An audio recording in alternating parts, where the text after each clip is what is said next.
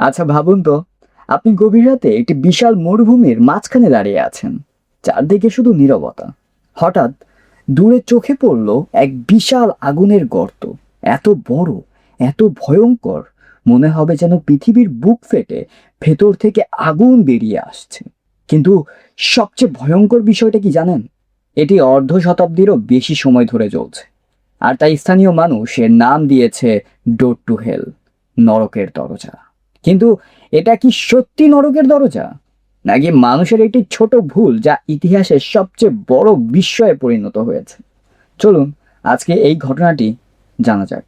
মধ্য এশিয়ার দেশ তুর্কমেনিস্তান এর বিশাল কারাকুম মরুভূমির বুকের ঠিক মাঝখানে রয়েছে এই আগুনের গর্ত। প্রায় 70 মিটার চওড়া, গভীরতা প্রায় 30 মিটার। দিন রাত, শীত বৃষ্টি ঝড় কিছু এই আগুনকে থামাতে পারেনি। সবচেয়ে প্রচলিত গল্পটি শুরু হয় 1971 সালে। সোভিয়েত ভূতত্ত্ববিদরা এখানে প্রাকৃতিক গ্যাসের সন্ধানে খনন করছিলেন। হঠাৎ এক প্রচণ্ড শব্দ, মাটি ধসে পড়ল। কয়েক সেকেন্ডের মধ্যেই তৈরি হলো এক বিশাল গর্ত, আর সেই গর্ত থেকে বের হতে শুরু করলো বিপুল পরিমাণ মিথেন গ্যাস। বিজ্ঞানীরা চিন্তায় পড়ে গেলেন, এই গ্যাস ছড়িয়ে পড়লে আশেপাশের পরিবেশের বড় ক্ষতি হতে পারে। তাই তারা একটি সিদ্ধান্ত নিলেন, গর্তটিতে আগুন ধরিয়ে দেওয়া হলো। তাদের ধারণা ছিল কয়েকদিন পর গ্যাস শেষ হবে, আগুনও নিভে যাবে। কিন্তু কয়েকদিন কেটে গেল, তারপর কয়েক মাস, তারপর কয়েক বছর, আর আজ 50 বছরেরও বেশি সময় পেরিয়ে গেছে, কিন্তু এখনো আগুন জ্বলছে। তবে এখানেই রয়েছে আরেকটি রহস্য।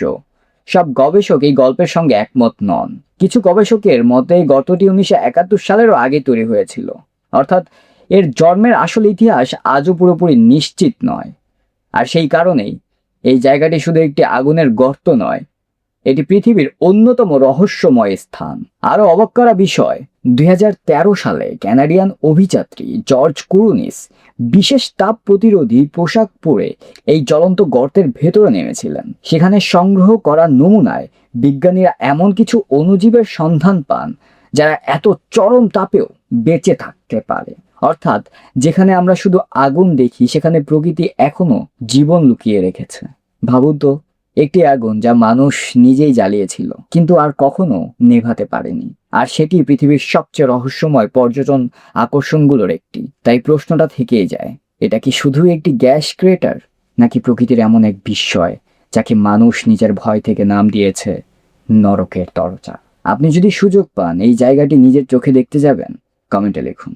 আমি আর যে রাইফান এমন আরো বাস্তব কিন্তু অবিশ্বাস্য ইতিহাস, রহস্য আর পৃথিবীর অজানা গল্প নিয়ে আবারও হাজির হব।